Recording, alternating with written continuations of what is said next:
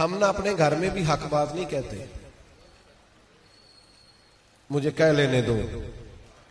उस्ताद हो के शागिर्दों को हक नहीं कहते, नाराज ना हो जाए शागिर्द के।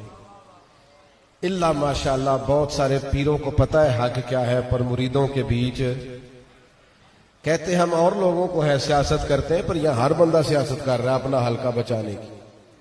हर आदमी किसी न किसी जगह किसको क्या कहना है, कैसे सेट रखना है, सब करते। ओ खुदा के बंदो, सच कौन बोलेगा, हक बात कौन करेगा? हदीस पाक सुनिए, नबी पाक सल्लल्लाहु ताला अलैहि वसल्लम ने फरमाया, क़यामत के दिन अल्लाह ताला बंदे से सवाल पूछेगा कि वो मकाम था जहां तुझे हक बात कहनी चाहिए थी, तूने क्यों ना कही? तो अर्ज करेगा, मालिक मैं लोगों से डर गया था, बंदे नाराज ना हो जाए, डर गया था। तो हुजूर फरमाते हैं, रब करीम फरमाएगा, मेरा ज्यादा हक नहीं था कि तू मुझसे डरता, मेरा ज्यादा हक नहीं था। अल्लाह से जो बंदा डरता है वो दलेर हो जाता है, ताकतवर हो जाता है।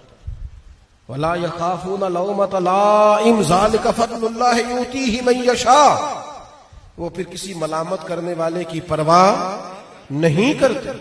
असाबी मजबूती, ताकतवर जहन, कच्ची पक्की बातें ना किया करें। ये एंजाइटी, ये डिप्रेशन, ये परेशानी, ये दबाव, ये जवानों के पास कैसे आया?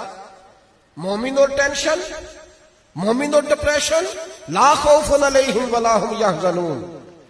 अल्लाह फरमाते हैं जो रब के दोस्त है ना कोई खौफ होता है ना कोई गम होता है। मेरे अजीज, ये हजरत अमीर हमजा की जिंदगी का सबक सीखो। कमजोरी नहीं, कच्ची पक्की बातें नहीं, डरा और सहमा इंसान कभी चंद दिन जिंदगी के सही करके नहीं गुजार सकता। इसलिए ताकतवर होकर जिंदगी गुजारे।